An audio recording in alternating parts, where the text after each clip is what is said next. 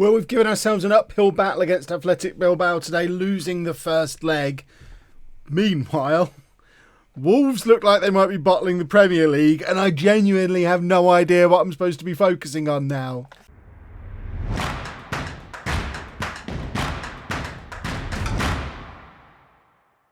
Hello and welcome to part 147 of It's Coming Home. I'm Kevin. Coming up on today's episode, we have the second leg of our Europa League quarter-final against Athletic Bilbao and a Premier League game away against Manchester United, the first of 4 consecutive away games in the Premier League. Since you were last with me, we're making hard work of things. We drew against Leicester in the league. We lost in the first leg against Athletic Bilbao, and it wasn't even... there's no excuses this time. We just weren't very good, and they were quite good. But we're doing well in the league. Like I said in the intro, it's very difficult for me to decide where I should be focusing because Wolves are starting to slip up. They're dropping points quite regularly. As it stands, we're 6 points behind them with a game in hand, a much better goal difference. If they were to slip up again and we were to go on a winning run, we could win the Premier League, which is an astonishing situation to be in. We're already pretty much secure a Champions League spot for next year, which if we achieve nothing else, if we get knocked out of the Europa League now, don't win the league, if we finish in the Champions League, that's mad. That wasn't on the cards for this season. But there's still that what if scenario where we could conceivably still win a Premier League Europa League double. It just seems very unlikely. Let's forget the league for a minute. Let's focus on the Europa League now, because if we get knocked out now, then we know which one we have to focus on. If we win, then we can worry about deciding which competition to prioritise afterwards. So this is the team we're putting out there to try and turn around a 1-goal deficit against Athletic Bilbao in the away leg, in the second leg. We've got Saidi in goal, a back four of Candamil, Dianzi, Sanz and Riviere, with Jimenez at the base of the midfield, Curti and Bishop ahead of him, Chernyshov behind Rodriguez and Kano. As you can see, there's a couple of players you'd expect to be in the team missing from that team. If we just narrow this down to first team players, you can see Thompson is suspended, Lee is suspended, Akamo is probably out for the rest of the season at this point. He's missed the last couple of games with a hamstring strain, going to be out for at least a couple more weeks. I guess if we get to the Europa League final, he might be back for that, but effectively out for the rest of the meaningful part of the season. So luckily we have got a reasonably strong squad at this point, but it's a squad that can probably only take maybe one more injury or suspension before we start getting desperate in a few positions. So fingers crossed we don't pick up any more knocks today. And there is the possibility we'll see Gonzalez today, the player who was on loan with us last season, who we decided wasn't good enough, then tried to sign permanently in the summer when we realised we couldn't find any other midfielders. And the one good thing about losing in the first leg is we are able to go out for this second leg looking for revenge. There was a big call today as well, deciding between Rodriguez and Dragovic for the starting spot alongside Kano. Rodriguez ultimately getting the nod because he scored in our last Premier League game. That's really all it's come down to. I don't know which one of those two is a better partner for Kano, but all I know is for as long as we've got Kano out there, there's the opportunity for us to get back into this game. Curti, if he'd have stuck that into the roof of the net, I'd have been over the moon. It's kind of a reversal of the last round as well, because they've got the 2 goals, the 2 away goals coming into this home leg for them. We do have a huge uphill battle, because even if we win 1-0 tonight, we still get knocked out.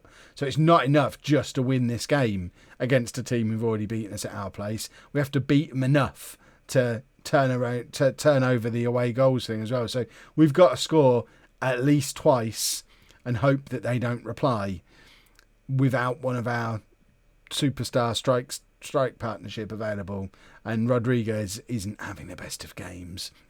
Rodriguez, remember, was playing for Real Madrid B at the start of this season. It's not like he was just on the cusp of the Real Madrid first team and we've brought him in.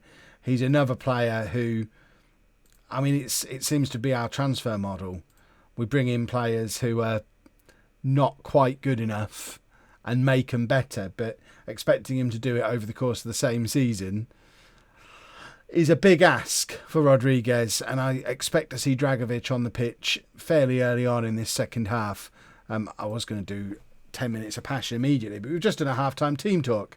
It's not the time for passion. Passion, we'll give it 10 minutes, then have 10 minutes of passion, and then maybe start making some substitutions, although Dragovic might be on close to the hour mark because neither Rodriguez or Kano playing particularly well at the moment. Let's have that 10 minutes of passion that we talked about, and I am going to make that change as well. I'm going to take off Rodriguez, bring on Dragovic. That's the only change for now, but Manu is going to be in our near future as well. Manu for Chernyshov, as we just look for something a little bit different. The dream is starting to drift away at this point. I'm starting to accept that we should be focusing on the Premier League. There is Gonzalez, our former player, taking a corner for them, and if that had gone in, then we could all pack our things up and go home at this point, because we're not going to score 3 goals. We're not going to score twice, I don't think. But never say never. We've seen strange turnarounds in the Europa League in the past. Who have we got who's a match winner? Dobson doesn't necessarily fit that category, but he's very energetic. So maybe that's what we need. Maybe we need young energy in central midfield for the last 10 minutes, just to try and run his face off and find a way to break through this Athletic Bilbao team that, like we said when the draw was made, they're a team that we should be better than. If we're in with a chance of winning the Premier League, and we are, Athletic Bilbao might not even qualify for the Champions League from La Liga next year. And Premier League's supposed to be a stronger league. But they've absolutely shut us out over the course of this tie. I mean, it's too little too late from Sands. He says, I mean, there is a minute and a half left. What on earth do I do? Push forward. I'm not going to change this, because whenever I change this, it stops things happening. But oh my word, we've got a corner with the last kick of the game. Jimenez. Imagine if this goes in. This would be sensational.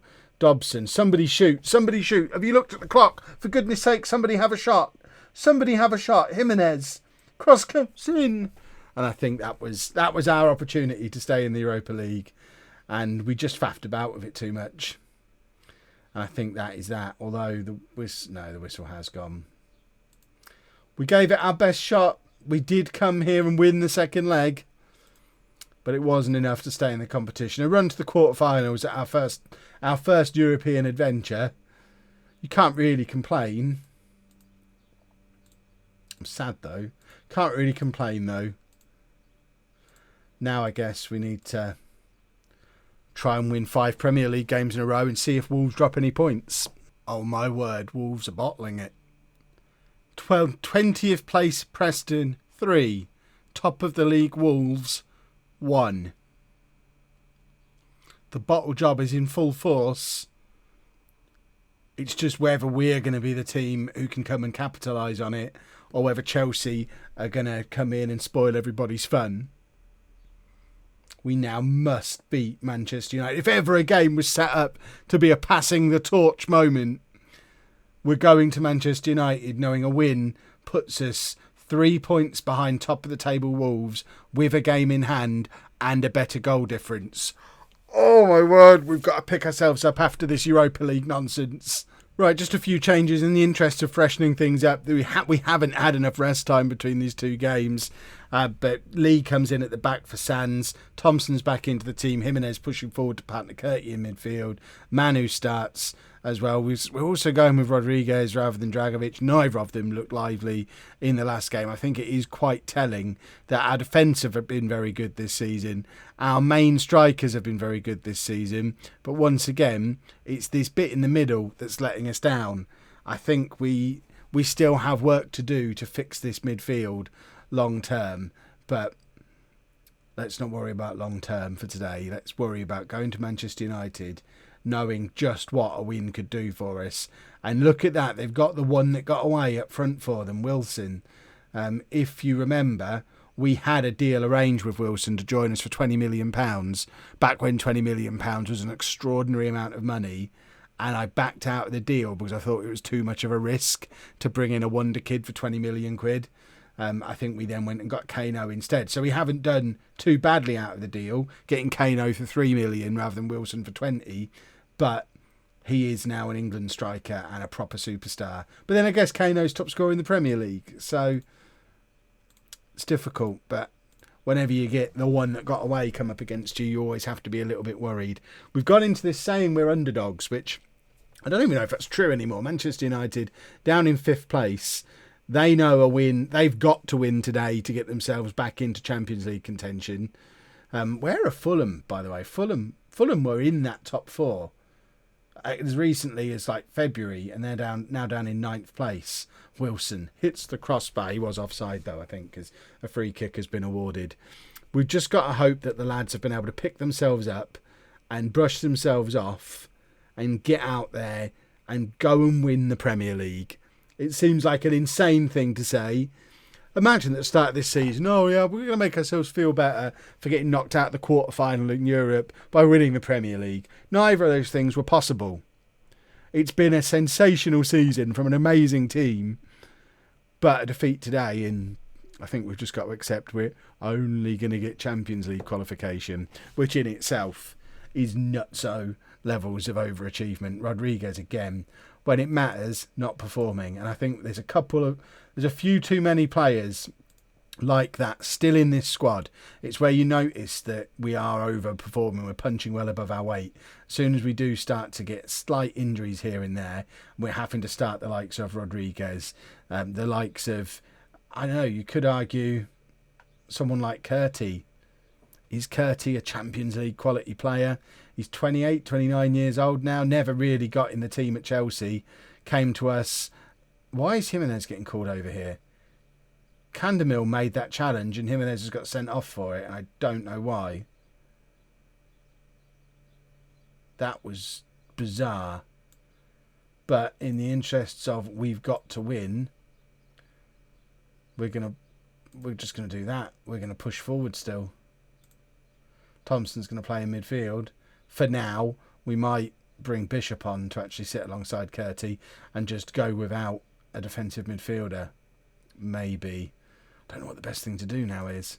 Man United have barely been in this game up until this point, but now we've handed advantage right back to them, and we've got to be very careful how we play things out from here, because both teams, for both of us, only a win is good enough. A draw is no use to either of us. A draw, we're not really in a title race. A draw, they're not back in the Champions League. We've both got to win to achieve our aims that we've got.